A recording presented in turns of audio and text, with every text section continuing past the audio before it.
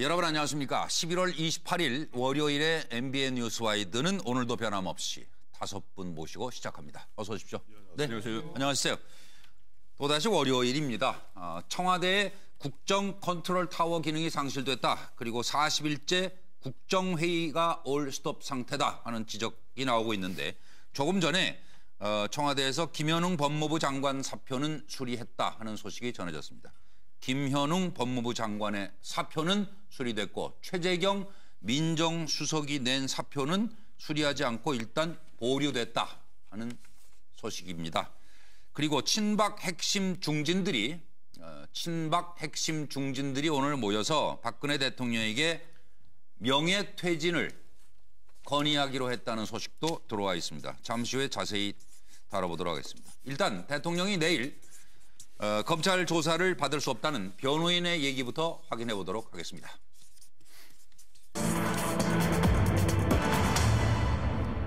대통령 변호인이 시국 수습책을 마련해야 되고 또 특검 임명도 해야 되고 그래서 내일 조사를 받기가 어렵다 이렇게 얘기를 했습니다. 이 말풀이를 먼저 좀 부탁을 드리겠습니다. 사실상 검찰 조사를 이제 거부한 거죠. 이미 이제 완전히 물 건너 간 겁니다. 검찰 조사는 특검 조사로 가야 됩니다. 박 대통령 내일 대면 조사 협조할 수 없다. 대통령은 내일까지 추천될 특검 후보를 임명해야 된다. 그리고 현 시국 수습 방안을 마련해야 된다.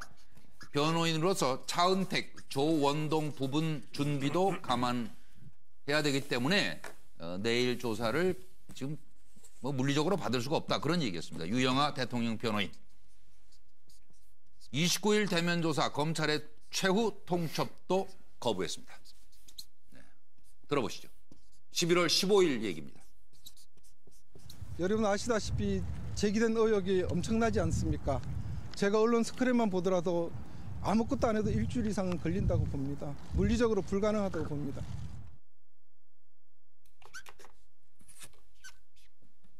원칙적으로 서면 조사를 하는 것이 바람직하고 부득이 대면 조사를 해야 한다면 당연히 그 횟수를 최소화해야 할 것입니다. 현직 대통령이 새로운 의혹이 제기될 때마다 끈끈이 검찰 조사를 받아야 한다면 의혹 해소에도 도움이 되지 않을 뿐 아니라 국정 수행에 큰 부담으로 작용할 수밖에 없다고 생각합니다. 그러므로 이 사건에 대해서도 검찰이 모든 의혹을 충분히 조사해서 사실관계를 대부분 확정한 뒤에 대통령을 조사하는 것이 합리적이라고 생각하고 있습니다. 네, 국민들도 많이 좀 힘드실 것 같아요. 일단 이 변호인 얘기에 대해서 송국권 본부장님 말풀이 간단하게 해주시죠. 일단 지난 일요일에 그 검찰이 그 대통령을 피의자로 입건을 하고 나서 바로 아주 격렬한 반응을 내놨죠. 그 유영하 대변인도 그렇고 유영하 변호사도 그렇고 정영국 대변인도 그렇고 맞습니다. 뭐 사상 누각, 뭐 인격 살인 이런 말을 하면서 앞으로 검찰 수사 협조 요청을 안 받아들이겠다 이렇게 이야기했어요. 수사 그 협조 안 하겠다고 분명히 이야기했습니다. 맞아요. 그런데 뭐 검찰로서는 또 29일 마지노선까지 쳐서 그렇게 제시를 했지만은 우리는 안 받는다는 원칙은 확고하다. 특검으로 간다. 특검으로 갈지도 지금은 사실 잘 모릅니다. 또 다른 변수들이 있어요. 그렇지만 어쨌든 그 검찰 수사는 안 받겠다는 말이고 그 한 가지 원칙은 재확인했다. 그걸 확인을 하면서 이게 왜 그 핑계를 이유를 시국 수습책 마련, 특검 임명 등으로 이런 거를 들었냐 하면은. 일단 국민들에게 그래도 대통령이 마지막까지 그 어떤 정상화를 위해서 그 상황 정상화를 위해서 노력을 하고 있다 이런 메시지도 간접적으로 톡 던진 거죠. 예, 알겠습니다. 황태순 평론가. 검찰을 못 믿어. 검찰 수사 안 받을 거야. 받는다면 특검에서 수사 받을 거야. 또 내일이면 나 특검 후보 2명 중에 1명 오게 돼 있어요. 오게 돼 있죠. 맞습니다. 24일 날 대통령이 특별검사 추천 의뢰서를 갖다가 국회로 보냈습니다. 내일까지 두 야당은 후보 2명을 갖다가 올리게 돼 있어요. 그럼 대통령이 그로부터 3일 이내. 그러니까 12월 2일인 거죠. 2일까지죠. 2일까지 보면은 그중에 1명을 정하게 돼 있어요. 그래서 내일부터 사실상 특검으로 진행되는데 나는 미안하지만 너희 검찰 중립성 못 믿겠어. 그 얘기하는 거예요. 뭐 2일 날 만약에 탄핵안 발의가 돼서 그건 그거고 저건 저겁니다. 아니 그런데 탄핵 발의가 돼서 대통령 직무가 정지가 되면은 이게 특검을 임명을 할 수가 없는 거죠. 그 임명은 뭐 사흘 내로 안 해도 상관없다. 안 해도 상관없는 상관없는 안 해도 어떤 뭐 처벌 조항이 없는 거죠. 아니 그러니까 지금 그게 문제가 아니라 지금 2일 날 지금 이 얘기가 동시에 2일 이전에 특별 검사를 갖다가 안 하고 있는 가운데 탄핵이 됐어요. 그러면은 검찰 수사 계속 하는 거예요. 그러게요. 지금 어떻게 돌아갈지 알 수가 없네요. 아니 그러면 지금 가장 무서워하는 게 지금 박근혜 대통령 쪽에서 무서워하는 게 어떻게 보면 검찰에 가서 그냥 발가벗겨지는 걸 무서워하는데 예를 들어서 탄핵이 진행 그러니까 국회에서 탄핵이 그 의결이 되면은 특검을 사실상 그 특검을 못 하게 되는 거예요. 아니죠. 그건 무슨 얘기입니까? 지금 특별검사대로 임명하면 되는 거고 지금 예를 들어서 지금 이야기하는 것이 특별검사 임명 전에 탄핵이 결정될 거는 거 아니에요? 그렇죠. 그렇게 안 될 수도 있는 거 아니에요? 지금 보면 안 될 수도 있지만 탄핵 걸쳐 12월 9일까지 그러니까 그런 가정을 얘기할 필요는 없는 하나만 한 얘기예요. 그러니까 지금 보면은 알겠습니다. 실제 보면 만약에 그런 식으로 특별검사를 임명하는 상태에서 탄핵 때문에요. 일반 검사가 검찰이 계속 수사합니다. 알 수가 없다니까 한치 앞을 황장 소장. 제가 볼 때는 의뢰인도 변호인도 상황 파악이 좀 안 되는 상황이다. 상황 그러니까 파악이 좀 안 된다. 현실에 대해서 어느 정도인가에 대해서 부정하는 입장이 강한 것 같습니다.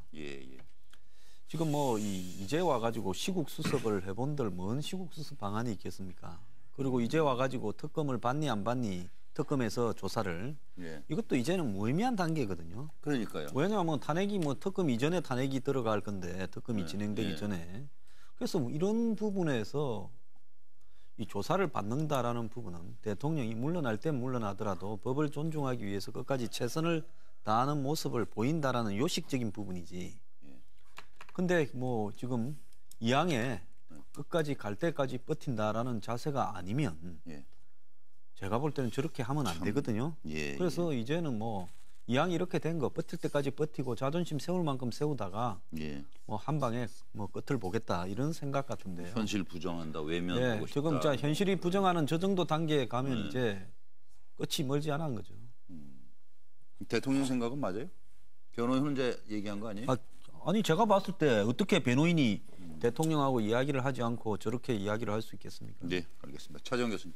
예, 저는 뭐 이런 생각이 들더라고요. 오늘 그 지금 이제 그 조홍천 더불어민주당 의원이 검찰에 대해서 쓴소리를 했는데 그 이야기가 아마 박근혜 대통령도 똑같은 심정이지 않을까 하는 생각입니다. 그러니까 박근혜 대통령 입장에서는 나쁜 엑스들, 하이에나 너희들은 비켜라 이런 이야기를 하지 않았을까 싶은데 오늘 조영천 의원이 뭐라고 이야기를 했냐면 지금의 검찰의 모습이 다리가 부러져서 거동할 수 없는 사자에게 때로 달려드는 하이에나 그 이상도 그 이하도 아니다. 지금 그 조영천 의원 입장에서는 본인이 2014년 말에 정민회 문건 때문에 본인이 일단 사법 처리 대상이 돼서 그분이 기소당했지 않았습니까? 기소를 당해서 결국 무죄 판결을 받긴 했습니다만 당시 자신은 무죄를 확신하고 있었고 다 검찰 내에서도 조홍천이 무슨 죄냐 뭐 그런 이야기를 했지만 검찰이 결국 정권의 그 입맛에 맞도록 수사를 왜곡했는데 지금 와서 뭐 지금 이제 검찰이 지금 살아있는 권력을 마치 뭐 상당히 그 단죄하는 것처럼 나서는 것 자체가 어떻게 보면 자신들의 그 조직 생리를 지금 이제 그 부합하는 그런 행위가 아니냐. 자신들이 갖고 있는 기소권, 수사권 독점하려는 그런 뜻이다. 그렇게 비판을 했는데. 검찰 출신 아니에요? 그럼 검찰 출신이죠. 검찰 출신인데 검찰을 너무나 잘 아니까 그런 배신감을 많이 느꼈겠죠. 그런데 지금 박근혜 대통령 입장에서도 보면 검찰의 수사 부분에 대해서 자신이 임명한 검찰 수뇌부가 자신에게 이렇게 목에 칼을 겨누는 이러한 상황 자체를 도저히 믿을 수가 없는 거죠. 얼마나 이 박근혜 대통령이 배신이라면 치를 떼시는 양반입니까?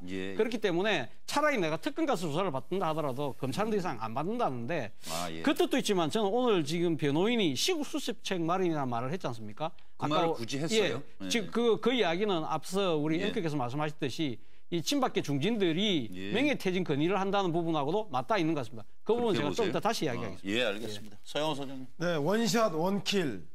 제가 볼 때는 뭐 특검도 안 받으려고 그럴 것 같아요. 본인이 임명한 검찰도 중립성 얘기하는데 야당이 추천한 특검이 중립성이 있겠습니까? 그래서 제가 볼 때는 검찰, 특검, 헌재 이렇게 매를 나눠서 3번 맞느니 그냥 헌재에서 한 방에 맞겠다라고 생각하는 것 같은데 제가 볼 때는 검찰로 흥한 자 검찰로 망한다고 앞으로 누가 위정자가 되든지 간에 검찰 권력이나 공권력, 사법기관이 아니라 민심을 제대로 받드는 정치를 해야 한다는 것들을 보여주는 단면이 아닌가 싶은 생각이 듭니다. 바로 촛불 민심에도 끄떡하지 않은 박근혜 대통령 속내를 한번 들여다봤으면 좋겠습니다. 예. 이것도 좀 차례대로 의견을 말씀을 해주시길 바라고 준비된 내용 잠깐 듣죠. 강원도에서 왔고요. 예, 버스 타고 왔지만 애기들한테 좀 역사적인 모습을 보여주고 싶고 그리고 그냥 가만히 있으면 안 되잖아요. 그냥 한 국민으로서 그냥 해야 될 도리를 해야겠다. 이제 애는 교육 차원에서 다시 나오게 됐습니다. 이보다 비가 많이 와도 시민들의 촛불은 멈추지 않을 것입니다.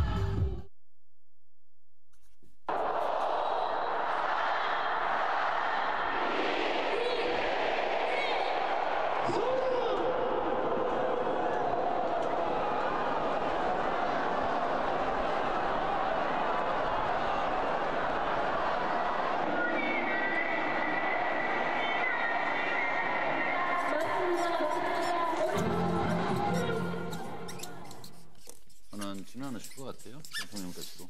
예, 저 함성이 청와대 그 관저에 다 들렸을 거고요. 그 그렇죠. 시간이면 청와대 관저가 좀 산에 좀 올라가다가 그 산 위에 있기 때문에 소리 잘 들립니다. 그런데 지금은 침묵을 일단은 겉으로는 침묵을 하죠. 그런데 속으로는 과연 그 정말 아무 생각 없이 침묵할까 그렇지는 않다고 보고요. 그럴 수는 없을 거고요. 예, 어쨌든 지금 그 촛불 민심에도 좀 공식적인 반응을 내놓지 않는 것은 친박 김진태 의원이 그런 말을 했죠. 촛불은 바람이 불면 꺼진다. 그러니까 엄청나게 역풍을 맞고 LED 초가 등장을 했는데 박근혜 대통령께서도 좀 이 시간이 좀 지나면은 이게 좀 상황 정리가 되지 않을까 이런 생각은 하시는 것 같아요. 그러니까는 아까 그렇죠. 그 말씀 조금만 더 드리면은 12월 2일 날 이 탄핵이 되든 안 되든 일단 그때까지는 특검을 임명을 안 할 것 같아요. 왜 그러냐면은 안 해도 지금 다른 벌칙 조항이 없기 때문이죠. 그리고 또 12월 9일까지 보는 거죠. 12월 9일까지 또 보면은 그때도 그 만약에 탄핵이 되면은 본인이 특검을 임명해서 본인을 나를 수사할 특검을 임명할 필요가 없어지는 것이죠. 상황이 또 달라지는 거죠. 그렇게 되면 뭐 수사 상황이 다시 달라집니다. 아까 이야기했던 대로 검찰이 다시 수사를 할 수도 있고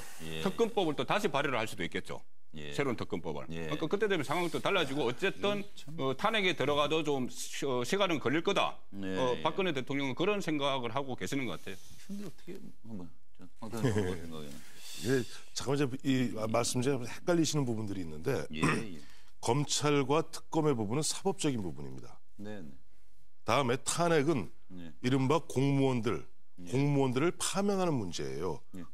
전혀 보면 다른 부분의 이야기입니다. 그렇기 때문에 보면은 박근혜 대통령이 보면 특검법이 통과되자마자 그 다음날 바로 특검 후보 추천서를 갖다 제거하고 사인하고 굉장히 급할 정도로 지금 보면 특검법에 매달리고 있다는 느낌을 주어요. 그게 뭐냐니까 지금 검찰의 수사, 검찰은 아까 우리 차재원 교수 말씀하신 대로 박근혜 대통령이 바라보는 지금 검찰이라는 것은 그야말로 아까 조응천 의원이 얘기했다는 식으로 상처받은 자기에게 벌떼같이 달려드는 하얀 때로 보이는 거예요.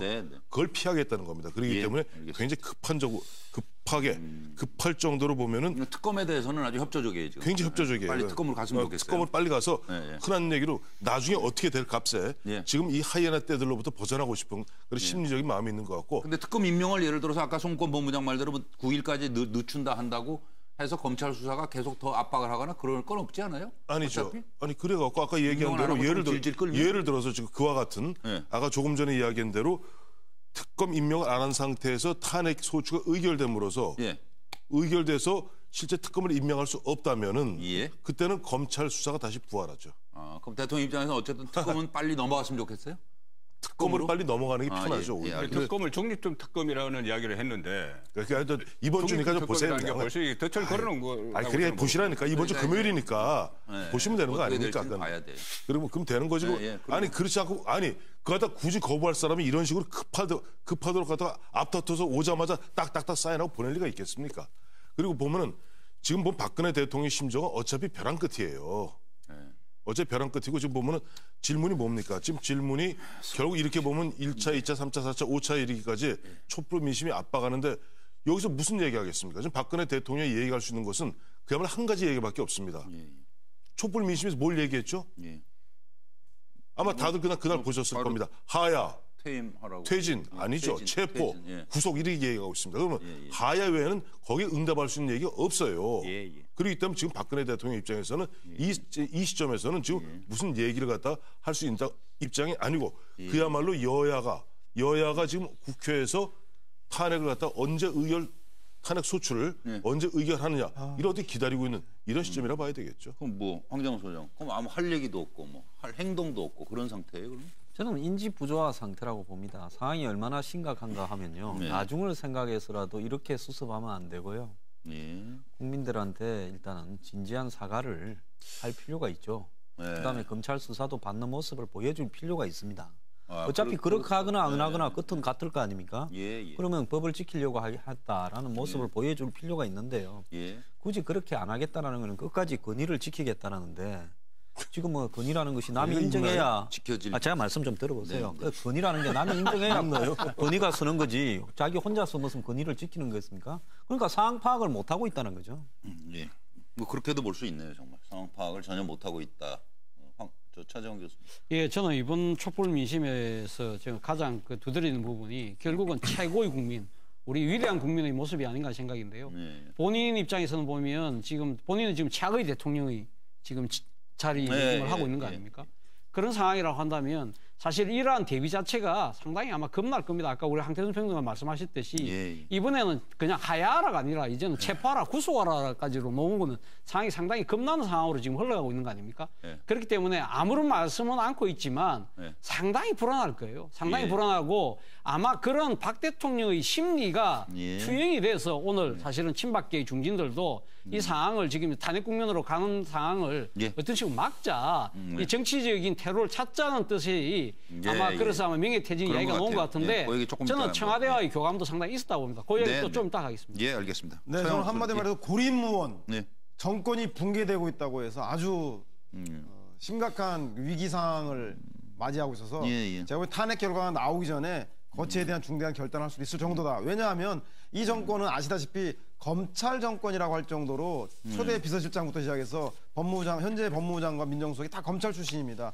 그런 사람들이 현재 최재경 민정수석 사의를 표명했고 법무부 장관도 지금 사의를 표명한 상황입니다. 즉 대통령과 검찰의 싸움에서 검찰의 손을 들어준 거나 마찬가지고요. 이어서 국정교과서를 담당하고 있는 교육부 총리가 사실상 국정교과서 지명을 처리한 듯한 정치적으로 후퇴를 하고 있고 또한 김영란법을 공표했음에도 불구하고 선생님들은 학생들이 준 캔커피 하나도 마셔야 되냐 마저 고민하고 있는데 자기 측근에 의해서 K스포츠 미르재단에 무려 약 800억 원에 가까운 돈들이 사적인 용도로 쓰여진 듯한 것이 보이고 있습니다. 국가의 기강이 잡힐 수 있겠습니까? 여야 원로들과 친박 중진까지 나서서 이제 대통령의 사임을 요구하고 있습니다. 제가 볼 때는 그야말로 고립무원이고 내일부터 드디어 국정조사, 특검 그리고 탄핵이 절차가 들어가게 됩니다. 제가 볼 때는 이제 대통령 더 물러설 곳이 없습니다. 대통령으로서는 아마 일생 가장 힘든 한 주일이 시작된 것 같습니다.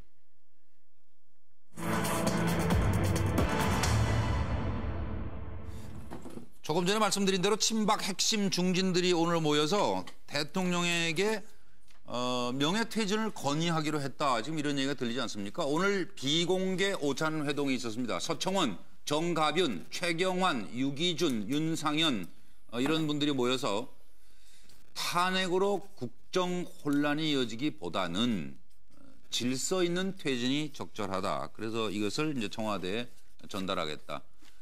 서청원 의원 말씀이 더 이상 물러설 곳이 없는 것 아니냐. 대통령이 본인의 명예를 위해서라도 스스로 입장을 표명하는 게 맞다. 라고 말씀했습니다. 친박 좌장 서청원 새누리당 의원 8선 의원이신데요. 대통령의 질서 있는 퇴진에 대해서 의원들과 공감을 많이 했다. 그리고 이 시기를 어떻게 극복할 것인가에 대해 진지하게 논의했다. 오늘 친박계 의원들과의 회동 후에 이런 심정을 토로했습니다. 들어보시고요. 질문 드리겠습니다. 당면한 국가 위기의 불확실성을 해소하기 위해서는 대통령이 하야할 것을 선언하고 대선과 정치 일정, 시국 수습을 감안하여 시한을 정하여 적어도 2017년 4월까지는 하야해야 한다. 대통령이 거리시는 60일 이내에 대통령 선거를 치러야 된다 꼭 규정되어 있습니다. 각 정당이 대선 준비를 할 수 있는 시간을 주고 또 여러 가지 현안을 수습할 문제들이 많이 있으니까 4월 말까지는 시간을 줄 필요가 있습니다. 네, 그래서 지금 이제 이 문제에 대한 여러분 생각을 여쭤볼 텐데 바로 속보가 들어와서 전해드리겠습니다. 친박 수뇌부가 박 대통령 퇴진 권유는 서청원 의원 개인 생각이라는데요. 그래서 친박 수뇌부는 요거는 이제 뉴시스 보도로 들어왔기 때문에 또 다른 취재가 계속되면서 뭐 다른 얘기가 또 나올 수도 있습니다. 그러니까 일단 누군가가 친박 수뇌부에서 박 대통령 퇴진 권유는 중진들이 모여서 공감을 이룬 게 아니고 서청원 의원 개인 생각이다. 이렇게 또 얘기를 하고 나와서 하여튼 답 쓰다가 지금 못 쓰고 있어요. 그것 때문에. 답을 쓰다가 답을 친박 핵심들이 이렇게 질문을 드리려고 그러니까 했는데 썼죠. 하여튼 어쨌든 명예퇴진 건의 얘기가 나왔는데 요 예상 어떻게 하시는지. 송건모 의원님. 네, 뭐 상당히 우왕좌왕하죠. 그렇네요. 뭐 친박도 지금 단일 대우를 형성하지 못하고 예. 또 이정현 대표 생각 다르고 서청원 전 대표 생각 다르고 예. 또 최경환 의원이나 TK 조원진 의원이나 TK 또 친박 생각이 다릅니다. 예. 그런 상황에서 일단 서청원 대표가 이야기가 나왔는데 질서 있는 퇴진. 저는 이 질서 있는 퇴진 중에서 퇴진보다는 질서 있는 데 의미를 두고 싶은 게 퇴진은 어차피 탄핵이 시작이 됐기 때문에 자리를 지키기 어렵게 된 건 그쪽으로 가고 있습니다. 그러니까 퇴진은 어차피 퇴진을 하는데 어떻게 퇴진할 것인가. 그러니까 질서 있는 퇴진이라는 게 일단은 뭐 그 사이에 그 어떤 중립 내각을 구성을 하든지 또는 뭐 책임 총리제를 만들든지 이렇게 어느 정도 일정 기간에 그 프로세스로 가자는 거죠. 그 퇴진을 하는 것이. 그러니까 탄핵에 의해서 강제로 밀려나는 것이 아니고 스스로 어떤 프로세스를 만들어서 가자는 것인데 이 말은 결국은 친박 그러니까 보수 쪽에서 친박이 아니고 보수 전체 보수에서 좀 시간이 필요하다는 이야기죠. 지금 바로 대통령이 그 하야를 하거나 탄핵돼서 탄핵이 속전속결로 치러지면은 결국은 대선이 60일 내에 실시되면은 정권이 진보 쪽에 넘어갈 가능성이 크기 때문에 좀 시간이 필요하다. 그러니까 밀려서 퇴진하는 것보다는 생각 좀 하고 프로세스로 만들어서 단계적으로 철수를 하겠다는 이야기. 그러니까 능동적 퇴진으로 가자 이런 생각인 것 같아요. 네, 황장 소장 말씀해 주십시오. 저건 이제 탄핵하지 말고 알아서 나가겠다. 그러니까 몇 달 시간만 보장해 주라 이 이야기 아니겠습니까? 근데 오늘 그 말씀하신 분들 말입니다. 지금까지는 이 친박 중진이라는 사람들이 이 지경이 올 때까지 침묵하고 입을 다물고 있다가 뭐 하고 지금까지 이야기를 했어야죠. 이래 가면 안 된다고요. 저는 비겁한 사람들이라고 봅니다. 사실 대통령하고 같이 정계 은퇴하겠다고 이야기를 해야 되는 사람들 아닙니까? 그리고 이제는 나는 살아야 되겠다. 오늘 거기 친박 중진 모였다는 사람들 중에 몇 명은 조사 대상도 있잖아요. 저렇게 하면 안 되죠. 박 대통령하고 정치를 갖다 마치기 바랍니다. 같이. 황태준 총리. 제가 할 얘기를 황 소장이 다 해버려갖고 그렇긴 합니다만은 일반 사후 약방문이에요. 벌써 질서 있는 하야, 질서 있는 퇴진 얘기 나온 게 4주 전입니다. 저희도 이 자리에서 그동안 수차례 얘기하지 않았습니까? 4주 전에 얘기했어요. 질서 있는 하야 보면은 대통령이 내년 2월이 됐던 3월이 됐던 시한을 두고 그때 물러나겠다. 그다음에 물러나고 그 이후로 그러면 여야 공이다 보면은 대선 준비할 수 있는 새로운 리더십을 준비할 수 있는 기회가 있는데 그동안 뭐 하고 있다가 갑자기 어제 보니까 국회의장 및 원로들이 그 비슷한 얘기를 4주 만에 하셨어요. 하는데 이미 지금 국회에서는 나름대로 광장의 촛불 민심을 받아들여서 제도의 틀속에 탄핵 절차 빠르면 이번 금요일 나흘입니다. 늦어도 11일이면 탄핵 소추 의결하게 돼 있어요. 그러면 탄핵 소추가 의결되면 그다음부터 헌법재판소에서 뭐 짧으면 한 몇 달, 길어도 한 6, 7개월 내에 탄핵이 결정되게 됩니다. 그 사이에 우리는 그 이후 탄핵 그 이후를 갖다 준비해야 될 그 시기가 있어야 되는데 갑자기 뒤늦게 와서 또 사후 약방문을 갖다가 처방하시니 딱하기 짝이 없고 두 번째는 아까 갑자기 속보가 들어오는 바람에 서청원 나라도 살자. 근데 그 뒤에 서청원 최고가 이리저리 해줬으면 좋겠다는 부분은 황장수 소장과 이하 동문입니다. 네. 차재원 교수님. 예, 뭐 저도 뭐 같은 의견인데요. 그러니까 지금 친박계 중진들이 지금 이제 와서 지금 이제 질서 있는 퇴진을 이야기하는 자체가 사실 뭐 버스 떠나고 난 뒤에 손 드는 거하고 똑같죠. 신중하다고는 안 보시네요, 전부.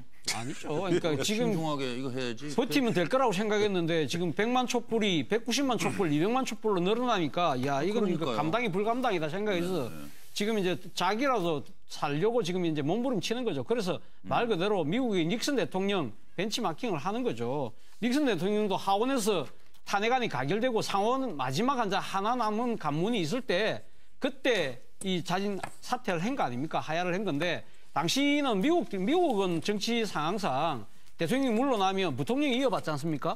당시 그때 이 포드 부통령이었는데 그러면서 닉슨이 어떤 거래를 하고 갔습니까? 내가 물러나면 나를 사면시켜달라. 그래서 실제 포드 대통령이 사면시켜줬잖아요. 지금 아마 지금 친박계 중진들 입장에서는 아마 그런 생각을 분명히 하고 있을 겁니다. 지금 아까 우리 송국근 본부장 말씀하신 것처럼 이런 식으로 질서 있는 퇴진이 만약에 조성이 된다고 한다면 지금 현재 자신들이 지금 탄핵은 사실 어떻게 보면 빨리 진행이 되면 뭐 지금 1월 달이나 2월 달에도 가결되는 수 있는 거거든요.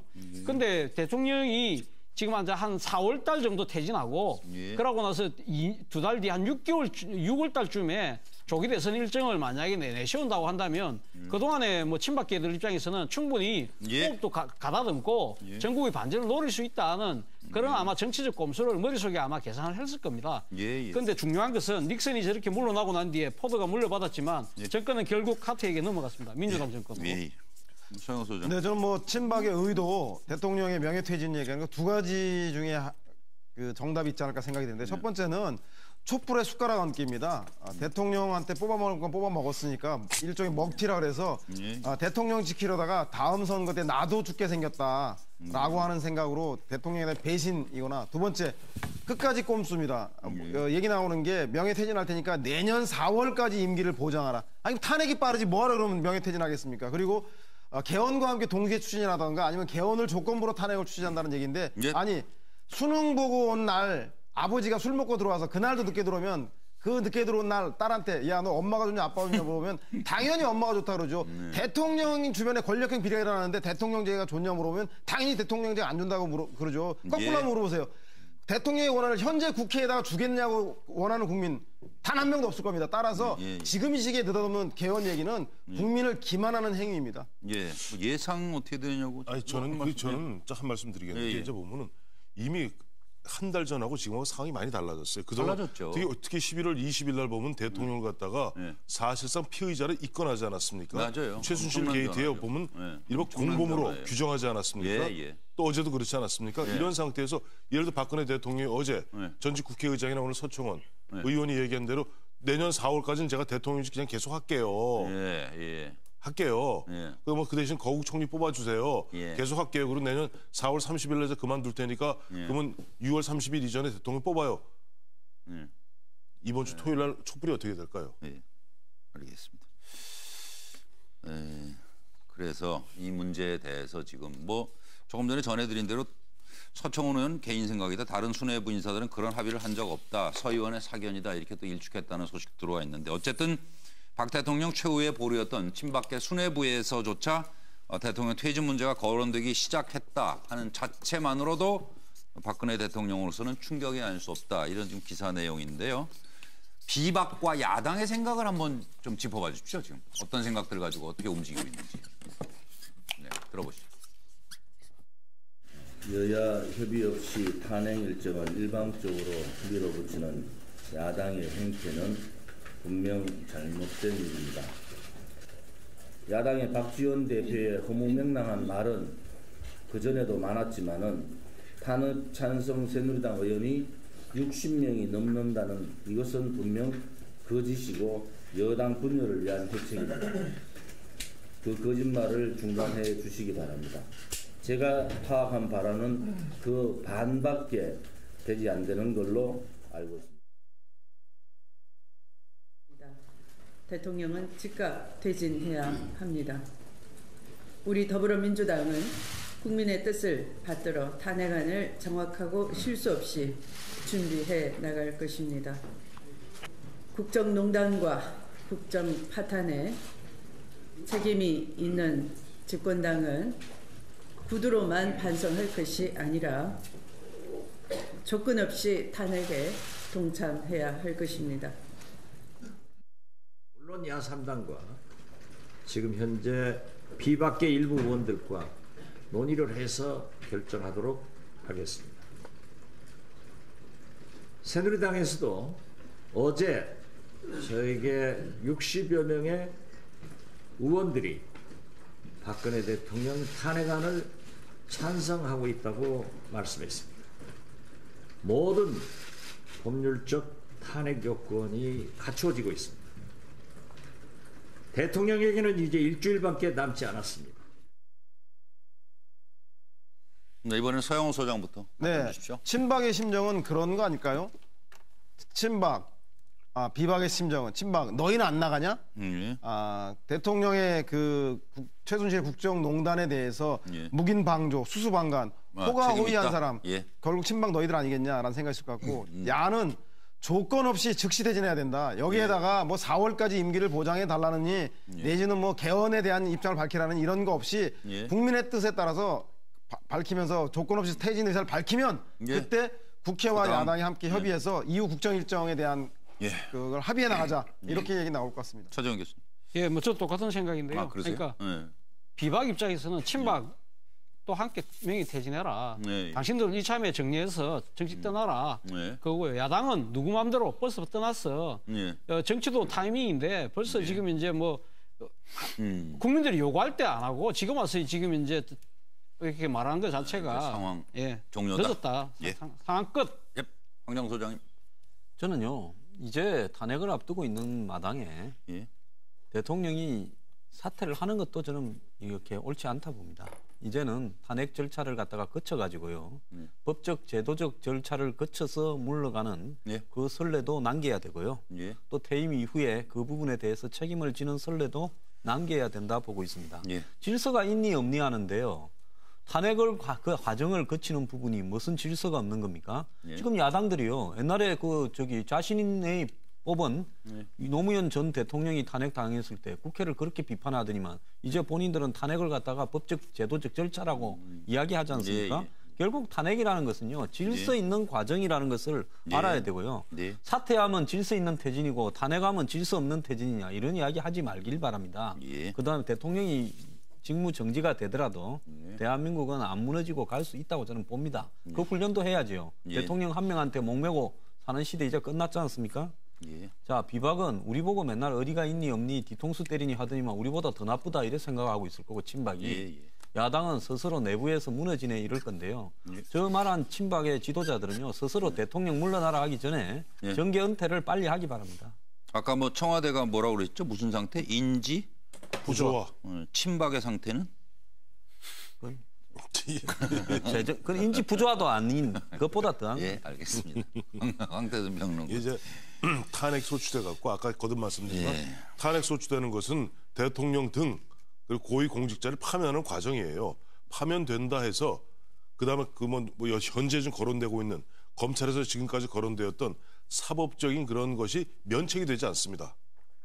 탄핵 소추는 탄핵 소추고 탄핵 결정은 탄핵 결정이고 그 여태까지 검찰과 특검에서 앞으로 거론될 그런 어떤 범죄 혐의에 대해서는 또 대통령이 책임을 져야 되는 거니까 아까 질서 있는 어떻게 보면 현재 과정은 이미 법과 제도의 틀 속에 들어가 버렸어요. 이미 진행되고 있어요. 그러니까 이제 다만 비박들 입장에서는 처음에 뭐 김무성, 유승민 나가서 이런저런 얘기할 때 친박들이 뭐 결사, 뭐 항전이나 할 듯이 얘기했는데 피 웃겠죠. 니들도 별 수 없구먼. 그다음에 야당 그래 너희들 자중진한 속에 괴멸되어 가는군 이런 생각을 하겠죠. 김무성 전 대표가 최근에 대선 불출마 선언하면서 개헌을 하도록 꺼냈죠. 그러니까 정리하는 과정에서 개헌도 한번 해보자 이것을 꺼냈습니다. 그러니까는 퇴진을 한다면은 그것과 연계해서 그 개헌의 곳에도 같이 출발시키자. 뭐 비박은 그렇게 생각을 하겠죠. 그런데 그 야당의 문재인 전 대표가 얼마 전에 그 이야기를 했어요. 그 어떤 명예로운 퇴진을 보장을 할 테니 빨리 나가라는 식으로 이야기했거든요. 그런데 지금은 그 벌써 떠났습니다. 지금 벌써 탄핵에 대해서 그 절차에 들어갔고 그렇기 때문에 지금은 뭐 그런 명예로운 퇴진 안 된다 이런 이야기고 특히 개헌에 대해서는 이 개헌 문제로 지금 비박과 야당이 굉장히 세게 붙을 것 같아요. 그 문재인 전 대표는 절대 안 된다는 입장이죠. 그렇죠. 오늘 뭐 그 말까지 했습니다. 정치적 이득을 계산하는 개헌론은 촛불 민심을 배신하는 거다. 꿈깨라. 이런 말했고 추미애 대표는 개헌 세력에 개헌 세력들이 불난집에 군밤을 구워 먹겠다는 것이냐. 호헌 개헌 세력이 뭐 부딪히기 시작한다. 지금 부딪히기 시작을 했고 그렇기 때문에 비박과 야당도 서로 동상이몽을 하고 있는 거죠. 그러니까 이제 개헌 논의와 병행이 적절한 것인가? 이 개헌 논의 병행. 탄핵 이거 하나 OX를 오래간만에 한번 여러분께 여쭤보면 좋을 것 같은데요. 지금 탄핵 정국이 일단 시작됐다 이렇게 볼 수 있는 거죠? 그렇죠. 그러니까 이제 수순 절차대로 밟아나갈 텐데 이 와중에 뭐 탄핵 이후에 헌재 결정이 언제 나올지는 모르겠습니다만 어쨌든 이 와중에 이번에 아주 개헌 같이 논의하자, 병행하자, 적절하다 O, 아니다 X. 5분의 생각은 확인하겠습니다. 개헌 논의 병행이 적절하다 O 2분. 적절하지 않다 2분. 한 분은 오래 생각한 끝에 적절하지 않다로. 문제를 제대로 못 들어가지고. 지금 현상에서 말씀하시는 겁니까? 네. 지금 이런 돌아가는 상황 속에서 개헌 이슈. 일단 대통령의 뭡니까 그 탄핵하는 부분이 만약에 국회에서 가결되고 나면 저는 뭐 불가피하게 개헌 논의로 자연스럽게 접어들어갈 것이다. 예, 알겠습니다. 저는 그렇게 나중에 시간 가지고 또 한번 논의해 보도록 하고요. 일단 침묵은 깊어지고 있습니다. 청와대 과연 대통령은 3차 대국민 담화를 하실까요? 그 여부와 한다면 어떤 내용이 가능할지 답변해 주시기 바랍니다. 들어보시죠. 저로서는 좀 더 꼼꼼하게 챙겨보고자 하는 순수한 마음으로 한 일인데 이유 여하를 막론하고 국민 여러분께 심려를 끼치고 놀라고 마음 아프게 해드린 점에 대해 송구스럽게 생각합니다.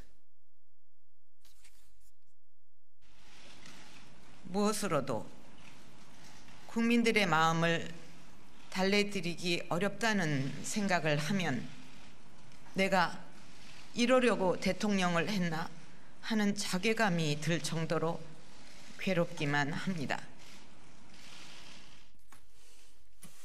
네, 과연 박근혜 대통령의 3차 담화가 나오면 어떤 내용일지. 3차 담화 없다로 그냥 X를 하신 것 같아요, 지금. 두 분 황 선생님은. 네, 그렇죠?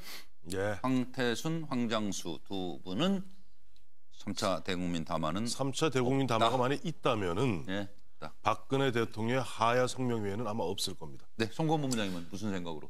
네, 일단 안 하실 가능성도 큽니다. 근데 저는 해야 된다고 생각을 하는 것이 뭐라도 해야 된다. 예, 해야 된다고 생각하는 것이 그 탄핵안이 발의가 되는 시점에 투표에 들어가기 전에 대통령으로서의 그 입장을 마지막으로 밝혀야 됩니다. 그건 필요합니다. 그거 필요하고 왜 그러냐면은 일단 탄핵이 가결이 돼서 직무 정지가 되면은 국민 앞에 나설 기회가 없어집니다. 그리고 헌재가 인용 결정해버리고 나면 결정하면 대통령에서 나가야 되는 거고. 대통령의 자리에서 국민을 만나는 기회는 없죠. 마지막입니다. 마지막이니까 맞아요. 본인이 어떤 식으로든 본인의 지금 갖고 있는 생각을 이야기를 해야 되고 뭐 사과를 그것이 뭐 제3차 그 대국민 담화 형식이 되든지 뭐 다른 형식이 되든지 그거를 해야 되고 거기에 아마 담을 내용은 이제 뭐 이걸 것 같아요. 이거는 유영하 그 변호인이 자꾸 대변인이라고 그러는데 대변인 비슷한 역할을 하니까 유영하 변호인이 이 말을 했죠. 그 이 사강 정리는 헌법과 그 법률 절차에 따라서 하겠다 이렇게 이야기를 했습니다.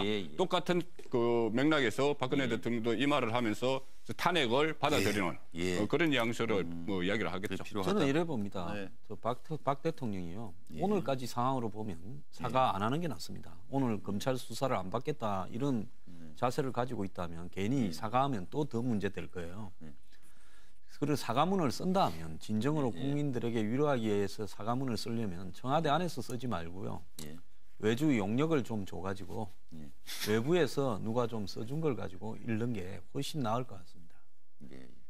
국민의 뜻이 담길 수도 있다는 생각에서 뭐 그런. 저는 뭐 지금 3차를 한다고 한다면 즉각 사퇴가 아니라고 한다면 아마 백약이 무효할 것이다. 그래서 지금 뭐 친박 중진들이 이야기하는 뭐 질서 있는 퇴진 저는 그 시점도 이제는 지났다고 생각합니다. 제가 여러 번 말씀드렸지만 박근혜 대통령이 벌써 골든타임을 놓쳐도 한참 전에 놓쳤습니다. 저도 그렇습니다.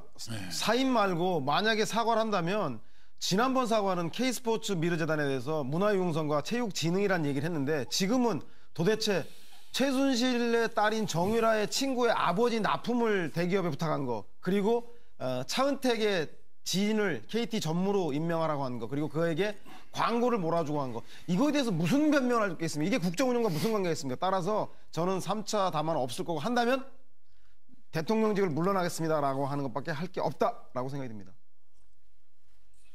그래도 뭐 그런 생각은 드네요. 아까 송권 본부장님 말씀하신 대로 자칫하다가는 현직 대통령이라는 입장에서 국민을 만날 기회가 없어지기 전에는 한번 뭔가 진솔하게 국민과의 대화를 한번 하시는 건 어떨까 하는 생각도 듭니다. 노무현 전 대통령이 국회에서 의결돼서 그 헌재에서 기각될 때까지 63일 동안 그 직무 정지돼 있었죠. 그때 제가 청와대를 출입했는데 그때 노무현 전 대통령은 그 관저에서 나오질 못했습니다. 그러니까 본관으로 못 가요. 관저에서 뭐 그 기자들하고 등산도 하고 이렇게 했는데 정치적 발언을 아예 못하게 됩니다. 그러니까요. 그렇게 되면은 그 대통령의 생각, 뭐 그래도 현직 대통령인데 그리고 이 정도 사태로 일으킨 피의자, 사상 최초의 피의자 대통령이 됐다면은 지금 현재 대통령의 지위로서 뭔가 국민들에게 이야기를 해야죠. 예, 그럴 것 같아요. 어쨌든 다음. 그런데 대통령 입장에서는 그렇게 생각할 수 있지만 국민들의 입장에서는 지금 듣고 싶은 이야기는 딱 한마디 아닙니까? 그렇다고 한다면 뭐 지금 여러 가지 이야기를 한다고 해봐야 국민들의 분노에 기름을 끼얹는 것밖에 더 될까요? 저는 뭐 국민들 괜히 감정 상하게 하는 그러한 오히려 역풍을 스스로 자초할 수 있다는 생각도 듭니다. 알겠습니다. 대통령의 판단에 맡겨야죠. 뭐 그리고 검찰 수사가 나오면 나올수록 결과가 상당히 충격적입니다. 그 이야기로 넘어가 보겠습니다.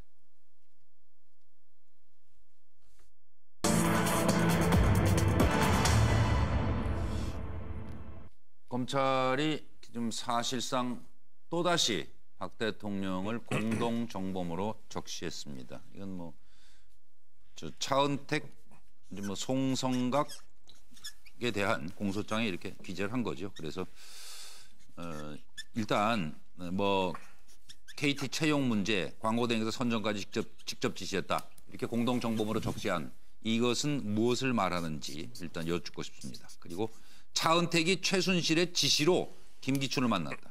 그랬더니 김기춘은 대통령 지시로 차은택을 만났다. 이렇게 서로 다른 얘기를 하고 있는데 여기서 우리가 읽을 수 있는 것은 또 무엇인지 두 가지를 질문을 드리도록 하고 첫 번째부터 먼저 답을 준비해 주시기 바랍니다. 피고인 최순실, 안종범은 직권을 남용하여 현대차그룹을 상대로 최순실의 지인이 운영하는 흡착제 제조 판매사인 KD코퍼레이션이 현대차그룹에 11억 원 규모의 납품을 할 수 있도록 강요하였습니다. 또 직권을 남용하여 현대차그룹을 상대로 최순실의 광고회사 플레이그라운드에 62억 원 규모의 광고를 주도록 강요하였습니다. 네, 이거는 뭐 돌아가는 상황을 제가 잠깐 좀 설명을 해드리겠습니다. 차은택 공소장에 이렇게 적시가 됐습니다. 대통령 공모 혐의라고 해서 KT 인사 채용에 직권 남용, 강요 이 두 가지를 적용을 한 거고요. 2015년 1월과 8월 안종범 전 수석에게 이동수, 신혜성, 차은택이 최순실에게 추천한 사람이랍니다. 신혜성이 채용되도록 KT 회장에게 연락하라. 그래서 공모한 것으로 적시됐습니다. 예. 또 한 가지는 KT 간부 보직 변경에 대한 직권남용 강요 혐의입니다. 2015년 10월 그리고 2016년 2월 안종범 전 수석에게 이동수, 신혜성의 보직을 광고 총괄이나 담당으로 변경해 줘라 이렇게 공모한 것으로 적시됐다는 얘기입니다. 그리고 안종범 전 수석에게 2016년 2월에 플레이그라운드, 이게 실소유주가 최순실로 알려져 있는 광고사죠. 플레이그라운드가 KT 광고 대행사로 선정될 수 있도록 하라. 그래서 선정됐습니다. 안종범 전 수석에게 2015년 2월 포레카가 대기업에 넘어가지 않도록 권호준 포스코 회장과 김영수 포레카 대표를 통해서 매각 절차를 살펴보라. 이건 확정 못함. 대통령 조사가 필요하다는 것이 검찰의 생각입니다. 자, 차지원 교수부터 이건 뭐 짧은 답변이면 되실 것 같은데. 예, 저는 뭐 지금 검찰이 공동정범이라고 두 번째 지금 주요 혐의자인 차은택에 대해서 그렇게 이야기한 부분에 대해서는 일종의 올무가 아닌가.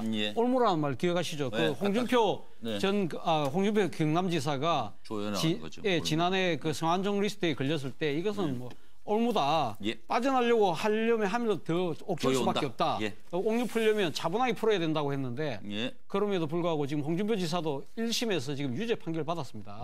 지금 검찰 입장에서는 지금 첫 번째 이 그 공소장에 대해서 사상 누각이라고 이야기하니까 이거 확실하게 대통령에 대한 혐의를 더 확정짓기 위해서라도 지금 이제 공동정부를 강하게 밀어붙일 수밖에 없는 상황이기 때문에 그래서 올무라. 서영호 소장. 네. 검찰이든 촛불 아닌가 싶은 생각이 듭니다.